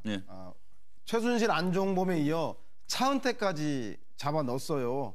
그리고 공동정범으로 대통령까지 엮었으니까 우리가 좀 잘 못하는 게 있다면 김기춘, 우병우 검찰의 대선배들에 대해서는 신용만 하고 있는 게 좀 아쉽긴 하지만 그래도 최선을 다하고 있으니 누가 되든 우리 검찰들은 검찰은 앞으로도 건들지 말아달라라고 하는 뭐 의미가 아닌가 싶은 생각이 듭니다. 황장 소장으로. 지금 모든 그 관련 당사자들의 이런 비리, 비행의 출발점에 대통령이 있다라는 식으로 지금 규정이 되고 있어요. 정말 어떻게 저렇게 꼼꼼하게 저런 일까지 챙기면서 할 수 있었을까? 참 이런 부분이요. 이제는 좀 더 없었으면 좋겠는데 앞으로 특검 가다 보면 저렇게 꼼꼼했으면 비단 꼼꼼한 게 저것밖에 없을 리가 없지 않겠습니까? 참 정말 국민으로서 이거 지켜보기가 불편하네요. 수사 중단은 안 되는 거예요? 수사 중단이요? 왜 수사를 중단합니까? 아니 하도 기가 막혀서. 뭐 국민들한테 국민 투표 안 붙여서 더 보기가 괴로우면 그만합시다. 왜냐하면요. AFP통신이 박근혜 체포 구호까지 등장했다. 이날 집회를 피플 파워라고 이름 붙였다 하는 보도를 냈고 미국 정부는 지금 한국의 전례 없는 상황에 대해서 시시각각 보고를 받고 있다는 얘기입니다. 세계가 주목하고 있습니다. 이 난국을 어떻게든 수습해야 되는 거예요. 그리고 온 동네방네 망신이라 그렇습니다. 지금 아주. 자고 깨면 아주 이게 뭐 어떻게 이게 결론이 날지는 모르지만 대한민국 국민은 여기 살아야 되잖아요. 근데 이걸 다 뒤집어 쓰고 살아야 되니까 월스트리트 저널 얘기한 게 정말 뼈에 사무쳐요. 반드시 한국인은 대가를 치를 것이다. 너무 혹독한 대가를 치르고 지금 대가 치르고 있죠. 그러니까 너무 혹독해요. 치르고 있습니다. 어떤 뭐 경제에 어려운데 아무 대책도 내놓지 못하고. 그러니까요. 지금 뭐 이거 조류 인플루엔자 교과서, 아니 속수무책. 역사 교과서 이것도 박근혜 대통령이 그렇게 그 애착을 가지고 했는데 이거 나와가지고 이거 뭐 허지부지 되는 그런 상황이고 뭐 어떤 여러 가지로 벌써 나라에 어려움이 오고 있고 지금 그거죠. 일단 정치적인 그 절차하고 사법적인 절차가 지금 따로 가야 되는데 물론이죠. 사법적인 절차를 보면은 지금 그 검찰 입장에서는 계속 박근혜 대통령을 겨냥한 옥죄기를 하는 거죠. 옥죄기를 하고 결국은 저 뇌물죄까지 그 공소장 변경을 하면서 이렇게 포함시키기 위한 건데 이렇게 세게 나가는 게 저는 특검과의 경쟁 심리라고 보는 것이 김수남 총장이 최근에 뭐 그 검사들 그 검사가 30몇 명이고 수사관까지 한 100명 됩니다. 커요. 거기다가 김수남 총장이 이야기를 했다는 거예요. 법조 출입 기자 이야기를 들어보면은 이 무조건 세게 해라. 문제가 생기면 내가 다 책임지겠다. 이런 식으로 이야기를 했다니까. 여기서 뭐 특검 가기 전에 우리가 할 것은 다 해놓자. 뭐 이런 그런 정신이 있는 것 같아요. 황태선 평론가. 근데 저는 우리 이 사건을 보면서 박근혜 대통령 지난주 일요일도 보면은 공범. 이번 일요일도 공범. 근데 그 기소장이 누구의 기소장이죠? 최순실, 안종범, 정호성 다 다른 사람 이야기예요. 다른 사람 공소장이에요. 자, 이렇게 되면 실제 나중에 박근혜 대통령을 수사는 어디서 하죠? 특검에게 어마어마한 부담을 주는 거예요. 그리고 이게 안 그래도 법률 전문가들하고 좀 상의를 해봤습니다만은 그 법률 전문가들이 보면 특히 뭐 직권 남용이라든가 이런 부분들에 있어서는 굉장히 대통령의 경우 굉장히 애매한 부분이 있다는 거예요. 애매해요. 그러니까 대통령 절대 조사 안 받잖아요. 지금. 그러니까 아까 이제 말씀하셨던 뭐 지금 검찰이 이야기하고 있다는 뭐 포레카라든가 또 그 전에 보면은 무슨 뭐 KD 코퍼레이션이라든가 이런 부분에 보면 거의 보면 브로커 수준으로 대통령을 치고 있죠 지금. 그러니까요. 이 대통령을 대한민국 대통령을 갖다가 거의 브로커. 어디 브로커 수준을 좀 몰아치는 게 이제 일종의 토끼몰인데 토끼몰이 하면서 앞서도 말씀하셨습니다마는 검찰은 그동안 실추되었던 얼마 전까지 불과 한 달 전까지 대한민국 검찰을 뭐라고 불렀습니까? 우병우의 검찰이라고 불렀습니다. 기억도 생생하실 겁니다. 미리 예방 못한 건 모두 다 책임이 있어요. 그러니까요. 이 지경이 되도록 비서실장은 뭘 했으며 검찰은 뭘 했으며 이제 와서 검찰은 네? 최순실 혼자 뭐 그렇게 돌아다니면서 그런 나라를 만드는데 아무도 책임이 없어요? 모두가 책임이에요. 대한민국의 사정의 중추가 어딥니까? 그러니까요. 검찰입니다. 네. 경찰이 그러다가 아닙니다. 뭐 화들짝 인지 안 것처럼 뭐 이런 일이 있었나 이래갖고 가면서 막 그야말로 칼춤을 추시는데 이 토끼몰이 하면서 이른바 그동안 자기한테 쏟아졌던 그런 어떤 부담스러운 그 비평들, 비난들 갖다 떨구면서 물론 열심히 하는 거 좋지요. 토론에 친박도 나서서. 그런데 이래가면서 실제 보면 나중에 박근혜 대통령을 조사 수사할 곳은 특검인데 만약 이런 식으로 공동정범으로 다 걸어놨다가 나중에 이 기소를 유지할 책임은 누가 있습니까? 검찰이 있습니까? 뭐 특검이 있습니까? 특검이 있지만 어쨌든 그러면서 그걸 뻔히 아는 검찰이 일단 짐은 다 특검에 넘기면서 자기 자신을 면피하는, 면책받는 그런 과정이라고 봅니다. 그럼 이제 김기춘 전 실장은 왜 이렇게 얘기하는 거예요? 차은택이 최순실 지시로 김기춘 만났다. 예? 김기춘은 대통령 지시로 차은택 만났다. 지금 그 기획 최순실 주연 박근혜 청와대판 아수라가 지금 일어나고 있는 건 아니냐? 예?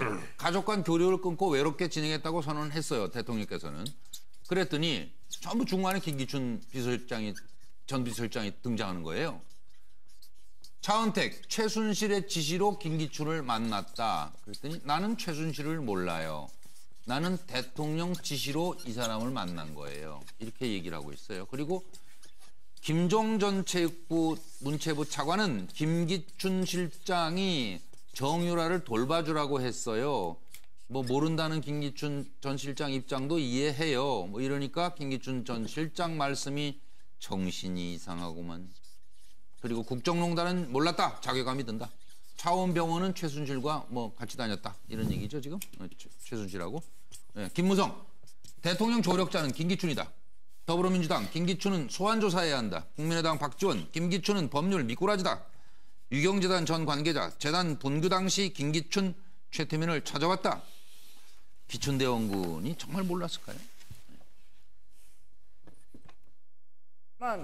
2014년 6월인가 7월경에 김기춘 비서실장 공관에서 그 차은택, 김종 차관, 그다음에 당시 정성근 문화체육부 장관 내정자를 김기춘 비서실장 공관에서 만난 사실이 있습니다.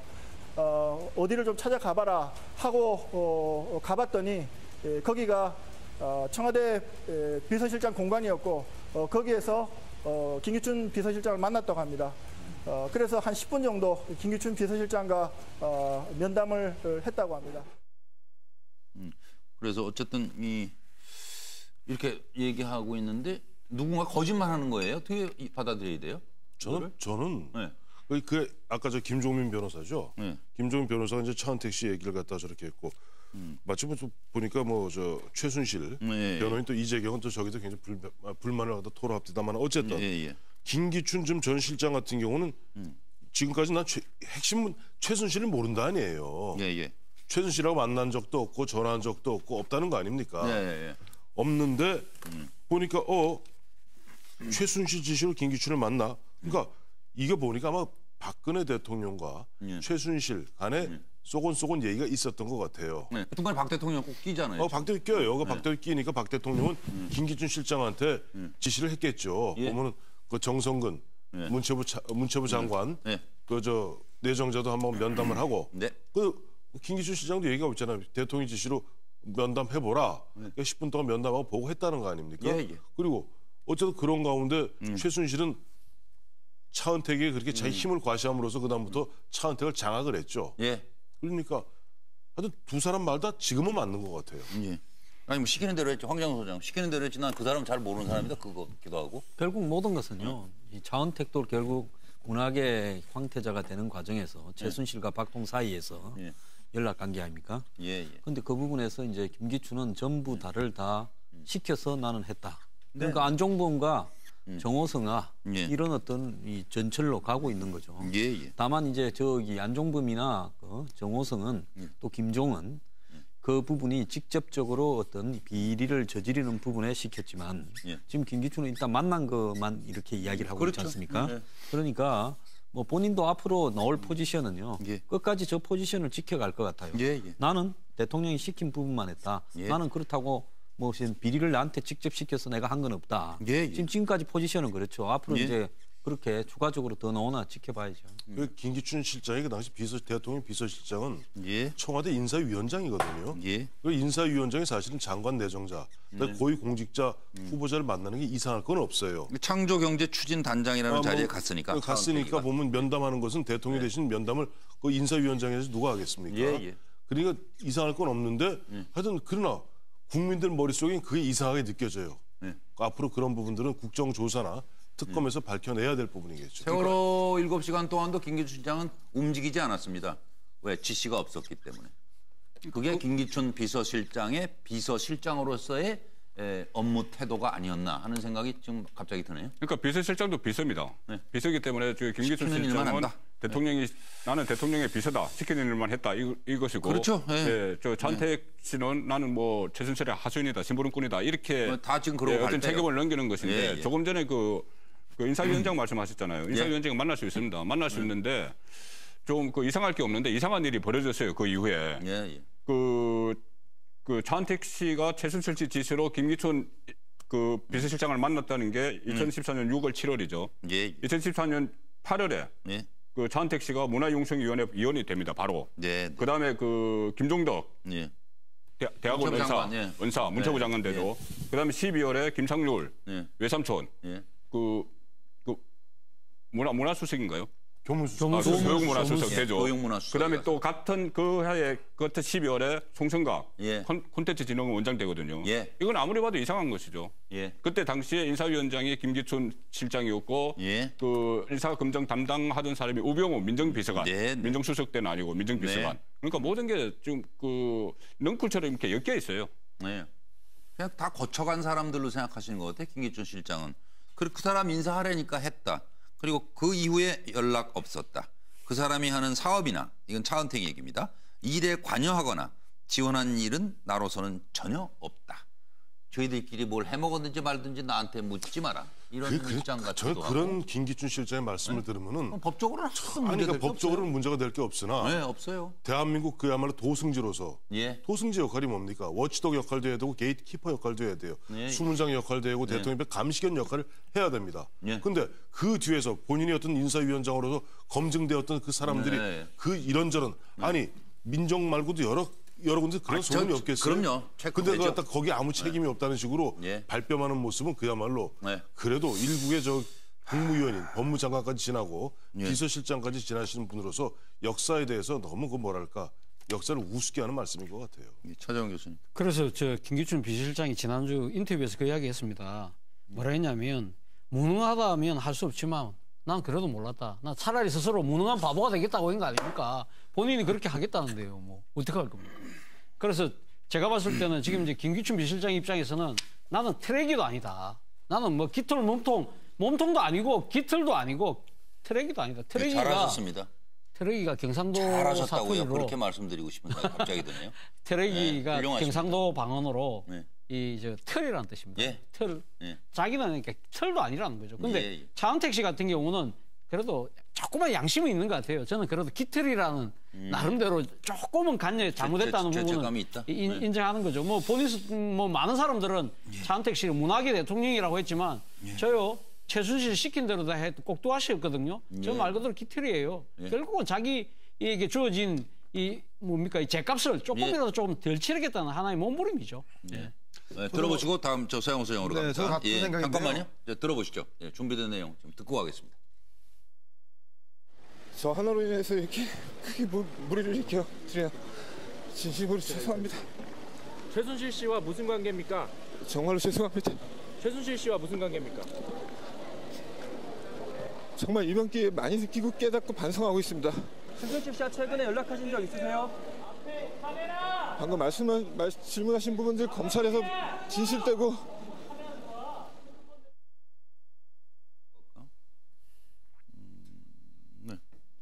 소장. 제가 볼 때는 뭐 차은택 나는 깃털이고 사실 몸통은 최순실, 김기춘 같은 거물이다. 내가 무슨 힘이 있겠냐. 그리고 똑같이 김기춘 비서실장도 나도 깃털이다. 몸통은 대통령이다라고 미루는데 근데 문제는 말입니다. 검찰에서 그 차은택 변호사가 얘기하는 거 봤습니까? 세상에 변호사가 피의자의 변호사가 검찰 보고 정말 열심히 수사하는 그 검찰 같다고 오히려 검찰을 칭찬하고 전 검찰 대변인인 줄 알았는데 그래서 이렇게 훌리바겐을 하든 뭐를 하든 해서 그 차은택 죄인을 많이 묻지 않더니 그 최순실과 김기춘의 관계, 대통령의 관계를 폭넓게 좀 검찰에 많이 진술을 한 것 같아요. 그리고 김기춘 비서실장도 검찰의 대선배라서 검찰이 함부로 못하니까 선배님만 아니라고 대통령이라고 하시면 저희가 손 못 댑니다라고 얘기를 받았는지 모르겠지만 검찰은 피해가지만 좀 있으면 특검과 국정조사가 이루어집니다. 제가 볼 때 두 사람 피해갈 수 없습니다. 아니 그러니까 지금 저 차은택, 김종 진술이 나온 거 아니에요? 그런데도 저 김기춘 전 비서실장은 최순실은 나는 결코 모릅니다. 이 의도가 이거 한두 분만 좀 얘기해 주세요. 누가 들어보시고 들어보시고 생각해 보세요. 잠깐만요. 들어보세요. 비서실장 당시에 최순실 씨 관련한 보고를 받은 적이 있습니까? 보고받은 일 없고 알지 못합니다. 만난 일도 없습니다. 통화한 일도 없습니다. 지금 이 시국을 김기춘 비서실장께서 좀 투습을 하는데 관여하고 계시다고 하는 보도가 있는데 어떻게 생각하십니까? 제가 관여하는 거 없습니다. 전혀 모르시나요? 총리 지명에 대해서 청와대가 교감이 있었습니까? 전혀 없습니다. 지금 이 시국에 대해서 한 말씀 부탁드릴게요. 불행한 일입니다. 국가적으로 불행한 일입니다. 박근혜 정부는 그런 소위 비선을 활용하는 일이 결단코 없습니다. 그걸 제가 말씀드리고 또 비선 실세 운운하는데 뭐 이런 죄송한 표현이지만 잃어버릴 실세는 있을까 몰라도 열매 실세는 없다고 제가 생각을 합니다. 그러니까 나름 생각이 있을 거 아니에요? 김기춘 두 가지 가능성이 있다. 모른다. 전혀 모른다. 진짜 보면 최순실 일임 정도야 않았겠으나 실제 만나지도 통화하지도 뭐 이런 적도 없을 수가 있어요. 첫 번째. 진짜 모를 수가 있어요. 가능하죠. 그것도. 두 번째는 알아도 모를 수가 있어요. 알아도 모를 수가 있는 것이 지금 예를 들어서 지금 최순실과 알았다는 이야기를 하는 순간 그런 것이 입증되는 순간 최순실의 국정농단에 그야말로 같이 공범으로 얽히게 됩니다. 맞습니다. 그런데 지금 나는 몰랐다 그러면 대통령이 지시한 것을 그냥 순수히 대통령의 지시에 충실하게 대통령 지시를 이행한 이른바 아까 차재훈 교수님 그대로 이야기해서는 무능한 관료로 그냥 남게 되거든요. 그 법적으로 처리는 참기적 어려울 겁니다 아마. 그러니까요. 그래서 지금 보면 두 가지 가능성 다 있다. 진짜 모를 수도 있으나 또한 알아도 모를 수도 있다. 저는 뭐 왜 이렇게 부인하느냐면 사실은 대통령을 둘러싸고 두 가지 세력이 있었다고 봅니다. 음지에서 돈을 탐하해서 부정축제하고 했던 역할을 했던 최순실 같은 사람. 그런데 더 문제는 말입니다. 이런 음지에 있는 최순실 같은 사람이 이렇게 국정을 농단하도록 이것을 알면서도 권력을 통해서 알면서 수수방관하고 묵인하고 방조했던 김기춘 그리고 우병우 그리고 안종범 이런 사람들이 있었기 때문에 제가 볼 땐 비선 실세들이 그런 역할을 다 할 수 있지 않나. 따라서 이런 공범 관계를 은폐하기 위해서 철저하게 부인하는 건 아닌가 그런 생각이 듭니다. 황정수 저는 청와대 당시 행정관 이상만 돼도 최순실과 3인방 연결 통로를 통해서 국정이 비정상적으로 운영되고 있다는 걸 다 알았을 거라 봅니다.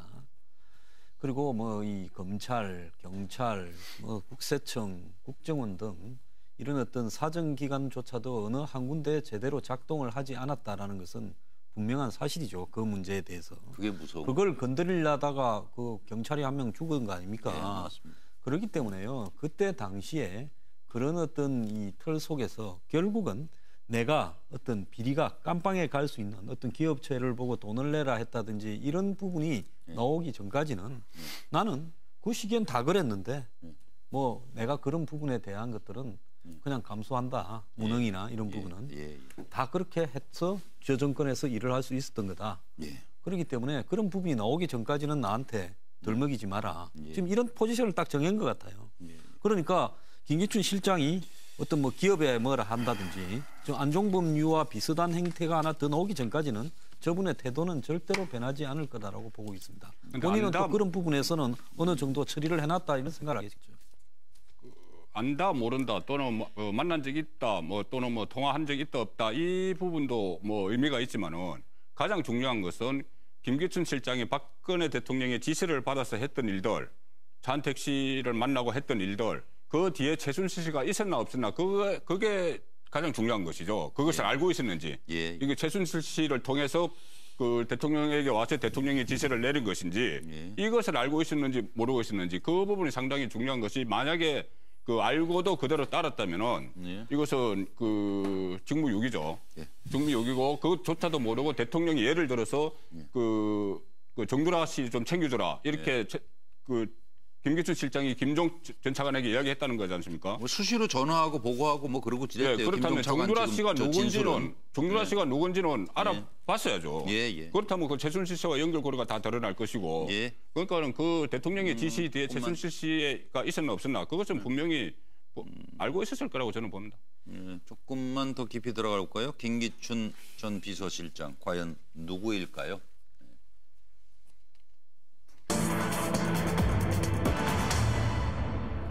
한 가지 또 짚고 넘어갈 것이 정윤회 문건 파동 당시의 실장은 비서실장은 김기춘 실장이었습니다. 그때 조사 지시 후에 왜 조기 종결을 시켰을까? 여기서부터 지금 2년을 건너뛰어서 지금까지 이어져 오고 있는 겁니다. 결국은. 그래서 왜 바로 그러면은 자기가 현직 실장 자리에 있으면서 왜 종결 처리했을까? 좀 그런 것들이 이제 사건마다 등장하는 김기춘 문고리 3인방 이 관계를 한번 이걸 매듭을 풀고 가야지. 김기춘의 연기력 이런 얘기 나오잖아요. 정윤회 십상시로부터 한 달에 2번 강남 모 음식점에서 보고를 받았다. 보고를 받고 있다. 이렇게 이제 올라갔는데 그러자마자 이 보도가 나오자마자 이 김영한 수석이죠? 네, 김영한 당시 민정수석에게 김기춘 실장이 식당 CCTV를 분석하라. 네? 강모 음식점에서 보고받아 바로 식당 CCTV를 분석하라. 그리고 문건 내용보다는 누가 도대체 이런 걸 만든 건 알았는데 누가 유출했냐? 그걸 초점을 맞춰. 문건 작성자들만 압수수색해라. 김기춘 의혹 보도한 언론의 본때를 보여줘야 한다. 네, 알겠습니다. 다 써놓으신 거예요. 다 써놓으셔서 이게 나오는 얘기입니다. 이게 소설이 아니에요. 그리고 김기춘 실장이 조기 종결토록 지도하라라고 분명히 지시했다고. 결국은 일찍 돌아가신 이 김영한 당시 민정수석의 비망록에 다 적혀 있는 겁니다. 이것에 대한 해명을 김기춘 전 실장은 해야 될 책임이 있지 않습니까? 조응천, 박관천 보고받고 반응 없더니 결국 우리만 나가라는데요. 팽당했어요. 보고를 받았어요. 반응이 없었다는 겁니다. 김기춘 실장이. 가타부타. 한일 전 경위는 우병우의 민정비서관실 회유를 받았어요. 이때부터 우병우가 드러나기 시작하고 문건 유출 관련해서 최경희는 결국 자살을 하고 맙니다. 우병우 민정비서관에서 민정수석이 됐습니다. 정윤회 불장난에 춤춘 사람이 누구냐? 밝혀질 것이다. 들어보시죠. 이번 논란의 핵심 당사자이신데 심경이 어떻습니까? 사실이 아니기 때문에 고소를 했습니다. 이런 엄청난 불장난을 누가 했는지 또 그 불장난을 춤춘 사람들이 누군지 다 밝혀지리라고 생각합니다. 네, 불장난에 춤을 춘 배우는 누구라고 생각하시는 겁니까? 검찰 수사 결과를 지켜보시면 알 겁니다. 너무나 저희 동생이 억울하게 눈명을 써가면서 세상을 떠났기에 여러분들한테 세상에 알리는 걸 보수하기 위해서 이렇게 말씀드리는 겁니다. 그 내용에 보시면은 민정라인에서 회유한 내용이 있을 겁니다. 네, 거기에 뺐는데 그런 거 한번 잘 살펴보시고 요거는 순수하게 누가 적은 것도 아니고 고인 제 동생이 순수 적은 겁니다. 그거를 참고하셔가지고 그거를 정확한 보도를 내주세요. 만만해라든지 언론에서 즐겨 쓰는 표현으로 문고리 3인방에 비선 인사가 공식적인 인사에 개입하는 여지가 있고 또 그런 사례가 있습니까? 전혀 그런 사실이 없습니다. 또 공식 인사라인 이의 분들이 인사에 개입하지도 않습니다. 그런 사실이 앞으로 있으면 혹시 그런 사기하는 사람이 있으면 국민들께서도 좀 신고를 해 주셨으면 좋겠습니다. 전혀 사실이 아닙니다. 비선 실세라는 건 없습니다. 제 말씀이 소설입니까? 아니 그런 뜻이 아니고요. 터무니없습니까? 지금 비선 실세라는 건 없습니다. 존경하는 김기춘 비서실장께 부탁드립니다. 이 질문에 답을 해주십시오. 왜 막지 않으셨습니까? 국정농단이 실제로 있었기 때문에 보도를 통해서 국정농단을 막고 싶었던 거 아니겠습니까? 그렇지 않습니다. 그렇지 않습니다. 이 보도의 진상 그리고 이 서류가 어디에 종착적으로 가 있는가를 확인해야 회수도 하고 수사를 할 수 있기 때문에 그때까지 확인을 못해서 수사 의뢰를 못하는 것입니다.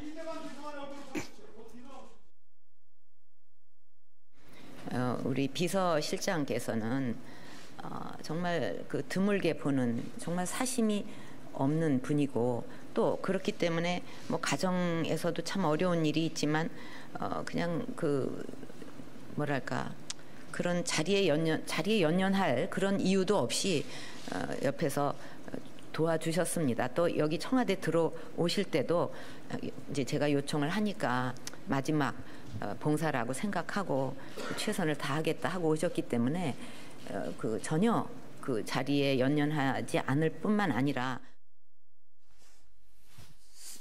네, 황장우 소장. 그러니까 자기가 연관된 문제조차 그때 그 십상시가 모여서 한 게 뭔가 하면 최동욱 이건이 정리됐으니까 김기춘 실장 좀 쫓아내자 이제 이 이야기도 있었고 또 박지만 씨가 김기춘 실장한테 왜 자기를 미행하느냐 청와대가 이런 이야기를 했지 않습니까? 근데 이런 문제도 정리하지 못하고 덮는 아까 그 TV에 나왔던 모습들 보셨지 않습니까? 비선 실세라는 없다고요. 한마디로 권력의 생리를 그대로 수용하고 있는 건데요. 나보다 더 세니까 나도 맞춰 살자. 피할 건 피하고. 그 업보를 지금 본인이 치르고 있는 거죠. 다른 분 뭐 시간도 바쁘니까 하고 싶은 한 분만 더 하시죠. 그러니까 지금 이 질문이 보니까 지금 두 번이잖아요. 덮은 게 한 번은 보면 조홍천, 박관천이 한테 지시했다고 오니까 그냥 뭉갠 게 한 번 있고 또 한 번은 아까 지금 보면 김영환 당시 민정수석이 썼던 것은 이것이 2014년 11월 28일 세계일보에 보도된 이후에 이후에 갖다가 조기에 덮은 거 아니에요. 네, 맞습니다. 그건 간단합니다. 그 찌라시 문건이 나왔을 때 그 문건이 나왔을 때 박근혜 대통령이 청와대 입장이 뭐였습니까? 찌라시라 그랬어요.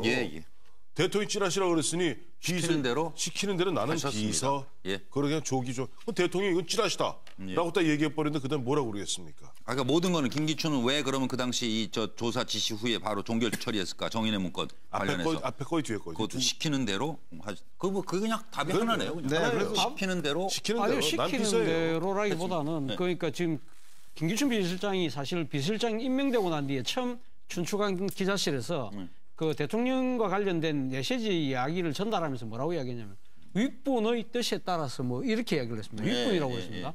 상당히 어떻게 보면 그 봉건 시대의 군주를 모시는 태도를 갖고 있거든요.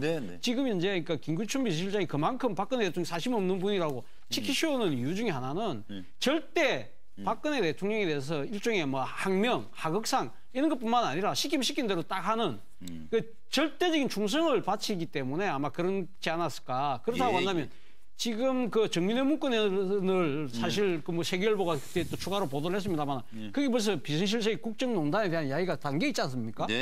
말 그대로 본인은 사실 당시에 자신 최순실 모른다지만 사실 국정농단의 실체를 파악했다는 거죠. 그러나 이 부분을 건드릴 경우는 자신이 죽는다는 걸 알았기 때문에 일종의 말하는 영리는 건드릴 수 없어서 덮은 거죠. 정윤회 문건을 통해서 서로 김기춘과 그리고 최순실이 일합을 겨뤘는데 사실상 서로의 실체를 인정하고 제가 보기엔 권력을 분점하기로 서로 약속을 하는 실체를 인정한 권력 분점, 분권형 부당 거래의 실체가 아닌가 그런 생각이 듭니다. 그러니까 정호성 녹취만 나오면 그냥 알 거 아니에요. 2015년 1월 9일 날 어떤 사이가 저 상황이 벌어지고 있었는지 비선이 없었는지 최순실이가 전화했는지 송고은 부장님. 왜 조기 종결시켰나 김기춘 실장. 다른 분하고 앞에 건 같습니다. 대통령 맞춤형. 그러니까 그때 박근혜 대통령이 그 찌라시 문건 내용은 찌라시고 이게 유철원 국기문란이다 이랬거든요. 그러니까 거기에 맞춰서 수사를 한 것인데 또 하나 제가 지금 생각이 나는 것이 혹시나 그때 이 불길이 정윤회에서 최순실로 또 옮겨 붙을 그런 조짐이 보이지 않았을까. 그러니까 정윤회 뒤에 최순실이 오히려 더 그때 그 시점이면 2014년 중반 시점이면은 최순실 씨가 오히려 더 많은 힘을 가지고 국정에 개입을 했거든요. 지난번에 세계일보 조한규 전 사장 나와서 저하고 인터뷰할 때 그 얘기했어요. 가지고 있는 것들이 그런 내용이었다고. 그러니까요. 그게 그때 당시에 이거 서둘러 종결한 이유가 또 이런 내용이 좀 있지 않았을까. 맞아요. 그러니까 사심이 없는 분이고 아까 대통령께서 말씀하셨는데 의심이 없는 분이고로도 잠깐 들렸던. 그 어떻게 검찰총장을 하셨대요? 그리고 의심도 없는 분이? 그래서 다음 이야기로 넘어가겠습니다. 제일 지금 이제 문제가 정호성은 도대체 무슨 내용까지 녹음을 해놓은 걸까요?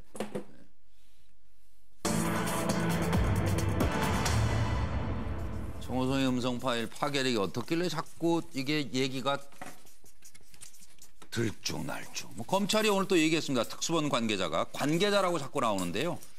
정호성 파일 보도는 너무 나갔다. 사실이 아니다라는 얘기를 했습니다. 녹음 파일은 제한된 극소수만 접한다. 그래서 최 선생님 호칭도 사실이 아니라고 얘기를 했어요. 근데 제가 뒤져보니까 최 선생님 호칭 있다 문자 메시지 오갔다는 거는 16일인가 보도가 됐던데요. 예. 최 선생님께 컨펌 받았다. 그 얘기가 16일이더라고요. 그게 중앙일보에 첫 보도했을 겁니다. 아니, 그러니까 지금 며칠이에요? 28일인데? 뭐 여태까지 가만히 있다가 뭐 인져가지고 또 이렇게 나오는 거예요? 그리고 이렇게 얘기했잖아요. 그동안에 파일 10초만 들으면 뭐 촛불이 횃불될 것이다. 검사들은 대통령 음성 듣고 분노하고 실망한다. 어떻게 대통령이 이럴 수 있나? 라는 얘기가 전부 다 사실 아니라는 거예요. 아 정말 왜들 이러세요. 정호성 이제만 안 본 건 괜히 문고리라는 소리 듣겠어요. 토가 녹음하는 버릇이 있는지를 몰랐네. 응? 그걸 녹음을 다 했지. 더불어민주당 표창원 의원, 독재 권력 부역자들은 40년 전부터 다 알고 있던 얘기 아니에요? 이런 말씀을 했네요. 들어보시죠. 피고인 정호성은 2013년 1월 정부 출범 직후부터 금년 4월까지 정부 부처와 공공기관 고위직 인사 안, 국무회의와 수석비서관 회의 대통령 말씀 자료, 정부 부처와 대통령 비서실 보고 문건, 외교 자료와 대통령 해외 순방 관련 자료 등 총 180건의 문건을 이메일, 인편, 팩스 등을 통하여 최순실에게 유출하였고 그 중에는 사전에 일반에 공개되어서는 아니 되는 장차관급 인선 관련 검토 자료 등 47건의 공무상 비밀이 포함되어 있습니다. 자 이렇게 이제 뭐 어마어마한 얘기를 했는데 황태순 평론가 생각은? 아 이게 말이죠. 하도 그동안 뭐 어제 보니까 뭐 SNS에서 상당히 별 희한한 얘기 다 들어가고 저는 10초만 공개돼도 횃불이 된다면서요. 그다음에 10분 들으면 그냥 나라가 망한다면서요. 근데 또 오늘 와서는 또 관계적인 달라요. 너무 나가다는 거예요. 그래서 혹시 이거 소문난 잔치집에 먹을 거 없고 그야말로 국민들이 마지막에 공개됐을 때 허탈해지지는 않을까. 그러니까 너무나 많은 생각들을 하고 있기 때문에 우리가 너무나 많은 상상들을 하고 있기 때문에 실제 그것이 보면은 공개법정에서 공개되었을 때 아마 공개될 겁니다. 이제 법정으로 가면 공개 가능하다 그 얘기죠. 공개 가능하죠. 공개되었을 때 오히려 허탈해질 수도 있지 않겠는가. 다른 생각? 네, 저는요. 황정수 검찰이 과거에도 수사 중인 내용을 슬쩍 흘렸다가 나중에 부인하는 그런 일들이 많았습니다. 자, 검찰은 지금 적절하게 수습하는 부분에서 저 내용을 통제해야 되는데요. 근데 16일 날 공개됐다라는데 11월 그때쯤이 아마 조사를 받느냐 안 받느냐 해가지고 대통령과 검찰 간에 상당히 예민할 때 이 이야기를 흘렸어요. 자, 그렇다면 검찰이 사실이 아니라면 그렇게 보도한 언론사 기자들을요 전부 고소해야 되는 거 아닙니까? 그리고 저는 국민들이 책임이 크죠. 이 정호성 녹음 테이프 전 내용을 국민들이 전부 저는 알아야 된다고 봅니다. 이 부분에 대해서 국정감사든 그다음에 탄핵 심판 과정에서의 이 자료 공개든 이런 부분을 통해서 도대체 어떤 말들이 담겨 있길래 탄핵까지 왔는가 하는 부분을 낱낱이 전 국민 앞에 공개해야 되고 언론은 그걸 갖다가 전면에 이래서 해서 한번 심판을 받아야 된다고 봅니다. 이거 공개 안 하면요 대한민국은요 뭐 하는 거예요? 민주국가가 아닙니다. 지금 뭐 하자는 거예요 이게 도대체가? 이거 최재경 민정 지금 수석인가요? 민정수석입니다. 아직은 민정수석입니다. 아직은. 그러니까 거기한테 보고 안 돼요? 검찰에서? 안 할걸요? 아니 여기 했잖아요. 아니 안 해요. 녹취 내용 접한 검사들이 한 얘기다 이러면서 사정당국 관계자가 전했다 이렇게 언론에 나온 거 아니에요? 아니 그리고 이거 대통령 끝장이다 말이야. 이런 뭐 대한민국 망한다. 이번에는 이영렬 이영렬 지검장이 왜 검찰총장한테만 보고하게 돼 있습니다. 법무부도 모른다는 거 아니에요? 저 청와대 알려드리죠. 대통령 끝장입니다. 이런 게 있습니다 하고 그러면. 아니 그러니까 지금 보니까 이게 나오는 왜 이걸 가지고 이렇게 자꾸 왜 그걸 지금 알려줄 수 없는 거냐면 제가 지금 SLBM이라는 걸 썼거든요. 그러니까 서브마린 론치드 볼리스틱 미사일이라고 해서 잠수함 발사 탄도 미사일이라는 뜻입니다. 그러니까 지금 이제 ICBM보다 더 위험하고 상당히 공포감이 느끼는 것이 어디서 언제 날라올지 모른다는 거죠. 물속에 있다 쑥 끼어나가지고. 그래서 쑥 끼어나오는 거. 이게 지금 이제 이 정호성 음성 파일이 까면 진짜 검찰 말도 아무것도 아닐 수도 있습니다. 그러나 안 깐 상태에서 이런 내용이 있다. 언제 튀어나올지. 그러니까 지금 이제 어떤 내용인지도 모르고 언제 어디서 튀어나올지도 모르는 겁니다. 우리 검찰에 일급 보안이라고 하지만 언론 이거 뭐고 다 놀아나는 거예요 검찰에? 그럴 가능성도 전혀 배제 못하는 거죠. 그렇기 때문에 지금 이제 숨겨진 상황에서 월심 파열이 있는 거죠. 근데 우리 한 소장 말씀하셨처럼 이 부분에서는 국민들이 알아야 될 이 권리가 있는 거죠. 이 부분은 아마 대통령도 아셔야 되는 거 아니에요? 공격을 할 수는 없을 겁니다. 나중에 탄핵의 정당성에 대해서 문제도 될 수 있어요. 그렇죠. 당연하죠 이게. 검찰이 피의 사실을 흘려가지고 없는 사실이 있는 것처럼 해서 파괴력은 이렇게 물속에 있을 때 파괴력이 더 큰 거죠. 물속 조금 있어 특검 가니까 그리고 아마 다 보면 국정조사 되니까 아마 다 내라 그럴 겁니다. 자칫 잘못하면 검찰도 여태까지 언론 플레이했던 부분이 자기 발목을 잡는 부메랑이 될 수 있고 마침 찾아봤어요. 16일 날 그 얘기했다고 그랬죠? 그렇습니다. 뭐 찾아보면 15일 날 유영하 변호사가 바로 임명되면서 사실상 검찰 조사를 거부했네요. 그리고 16일 날 바로 보니까 박근혜 대통령의 LCT 그저 수사 지시한 날이 그날이네요. 그날 보니까 이게 무슨 뭐 이른바 SLBM이 떴는지 뭔지 모르겠습니다만 국민들 만약에 실제 깠을 때 아무것도 없거나 아니면 허탈한 내용이 나온다면 언론 플레이한 부분에 대해서는 책임져야죠. 그 인터넷 검색어에 실시간 검색어 1위를 하루 종일 일요일 날 했었습니다. 제가 볼 땐 그래서 만약에 검찰이 대통령의 대면 조사를 압박하기 위한 압박용으로 여론을 흘린 것인지 아니면 정호성 비서관이 사실상 뭐 박근혜 대통령의 휴대폰이라고 할 정도로 2012년도부터 지금까지 한 4개의 휴대폰을 썼는데 대통령 지시사항을 잘 이행하기 위해서 자동 녹음 기능을 했다는 거 아니겠습니까? 12년이 어떤 때입니까? 대통령 경선부터 16년 총선에 이르기까지 제가 볼 때는 최순실과 대통령 관계 이외에 대통령이 대선 문제라든가 총선 문제에 또 다른 내용이 나온다고 한다면 이것은 별건으로 휴대폰 게이트가 될 수도 있다. 그래서 특검에서 이 부분에 대해서 분명히 명명백백히 밝혀야 되는 게 아닌가 그런 생각이 듭니다. 10초 횃불 발언하고 창고 대방출 그 보도가 처음 나왔을 때 그날 그 검찰 고위 관계자가 기자들하고 티타임 하면서 기자들이 물어봤어요. 이게 뭐 10초 뭐 털면 횃불이 된다. 뭐 이런 이야기 했는데 이게 그 확인될 수 있느냐 하니까 검찰 쪽에서 고위 관계자가 저거 하기는 못하지만은 그것은 우리 그 검사들이 쓰는 어법이 아니다. 이렇게 이야기하고 적극적으로 부인을 안 했습니다.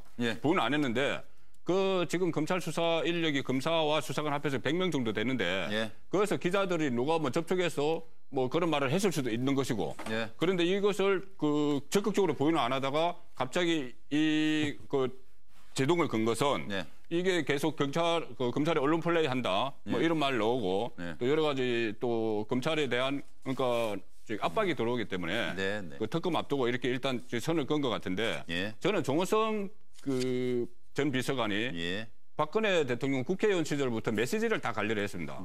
메시지 관리했고 항상 대통령의 그때 거의 뭐 박근혜 의원 연설문 다 하고 또 구설 한번 받아줬고 뭐 녹음도 하고 또 언론 인터뷰 있으면 답변 대신 그 들어서 하고 이런 역할을 했거든요. 그러니까는 정호성 비서관 입장에서는 왜 저 휴대폰을 갖다 버리지 않았느냐. 이렇게 의문이 드는데 정호성 비서관 입장에서는 이것을 하나의 역사라고 생각을 하실 수가 있습니다. 그럴 수 있죠. 그렇기 때문에 그것을 폐기하지 않고 있다가 지금 검찰로 갔기 때문에 그 안에서 그 대통령이 되고 난 이후에 어떤 큰 국민들이 들으면은 상당히 뭐 민망스러운 내용이나 아니면 그 화가 나는 그런 내용이 들어 있을 수는 저는 있다고 봅니다. 어떻게 보면 아무 죄의식이 없었을 수 있죠. 뭐 죄라는 생각이. 그렇죠. 그 본인의 최순실 뭐 물어보거나 뭐 의견을 구하거나 하는 게 아무 뭐 문제가 없다. 본인은 비서고 그 국회의원 시절부터 계속 해왔던 일이고. 맞아요. 그러니까 그러고 나서 대통령이 됐고. 그리고 자기는 또 대통령 비서고. 그러니까 그거 이어져 갔을 수가 있고. 그렇네요. 그리고 이제 오늘 이제 대통령이 검찰 조사 안 받겠다고 하셨기 때문에 검찰은 그러면은 그거 내일쯤 창고 대방출 해주세요. 그렇게 말씀드려도 되는 거죠? 네, 괜찮습니다. 한다고 그랬으니까. 하시든 마시든 검찰이 판단하실 일이고. 그리고 참 후회라는 게 사람이 살다 보면 왜 후회가 없겠어요. 김무성 전 대표가 정말 큰 후회 중입니다.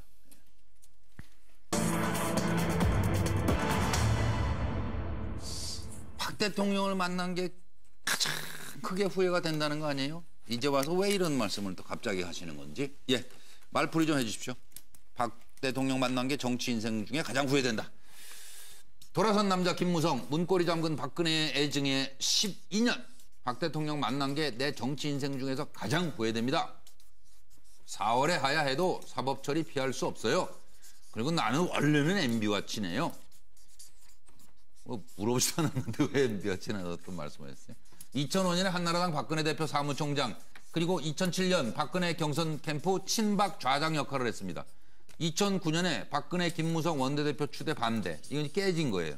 2012년 19대 총선 친박 주도로 공천 탈락, 그랬다가 또 2012년에는 또 대선 캠프 중앙선대위 총괄 선대본부장으로 돌아옵니다. 그리고 2014년 박 대통령이 당대표 경선 때 서청원을 지원하는 바람에 그러실 수가 있어요? 그럼 또 당대표가 된 거예요. 그래서 그다음부터 대립각을 계속 세운 거죠. 조원진, 누가 누굴 청산한다고? 탄핵 추진 저의를 밝히세요. 문재인, 김무성 염치 없는 주장 벽불 쬐며 정치적 입지 계산하고 있네요. 국민의당 조배숙 의원, 국민의당과 연대를 한다고요? 번지수 잘못 잡으셨어요. 박근혜 씻기에 나선 이유 들어보시죠. 네, 정부의 성공을 위해서 저의 온몸을 바치겠습니다, 여러분. 어떠한 비바람 속에서도 한배를 탄 공동 운명체다 이런 생각을 가지고 대통령 잘 모시고 잘 하도록 하겠습니다. 저희 새누리당은 박근혜 정부의 성공이 곧 우리의 성공이다 하는 생각을 항상 하고 있습니다. 대통령의 그 성공을 위해서 우리가 당에서 책임지는 그런 자세를 취하도록 하겠습니다. 그런데 역대 대통령 중에 여러분 박근혜 대통령만큼 깨끗하고 그리고 개혁적 사고로 밤잠을 자지 않고 대한민국 역사 발전을 위해서 노심초사하는 대통령 본 적 있습니까, 여러분? 또 내가 무슨 약점이 있는 거 아니냐 이런 이야기가 들어가면서도 내가 대통령과 맞선 일이 없어요. 그런데 왜 내가 비박의 수장이 돼야 되느냐. 난 비박이 아니다. 다 우리 새누리당에는 다 친박인데 그 안에서 주류와 비주류가 있다. 이게 제일 정확한 표현입니다. 여야 구분 없는 국가 원로들께서 모이셔서 그러한 제안을 해 주셨기 때문에 저희들 그것을 무겁게 검토하지 않을 수가 없습니다. 그래서 우선 거기에 대한 대답은 대통령께서 하실 대답인데 좀 질서 있게 퇴진을 하고, 근데 거기에 반드시 덧붙을 것은 사법 처리는 피할 수 없는 문제입니다. 지금 국민 감정이 저질러진 위법에 대해서 그냥 눈 감고 넘어갈 수 있는 분위기가 아니지 않습니까? 네, 누가 먼저 하시겠습니까? 제가 먼저 하겠습니다. 네, 서영호 소장님. 이제 와서 예. 그 무성대장의 기계는 어디 가고 예. 탄핵과 퇴진 앞에서 대통령의 등에 칼을 꽂는지 저는 김무성 대표가 저런 얘기를 하는 이유는 피해자 코스프레라고 생각이 듭니다. 예. 김무성 대표 당의 전 대표였고 대통령을 그 집권 여당의 대표였습니다. 최소한 대통령 국정농단의 가해자는 아니어도 예. 본인 스스로 피해자인 척하면 안 됩니다.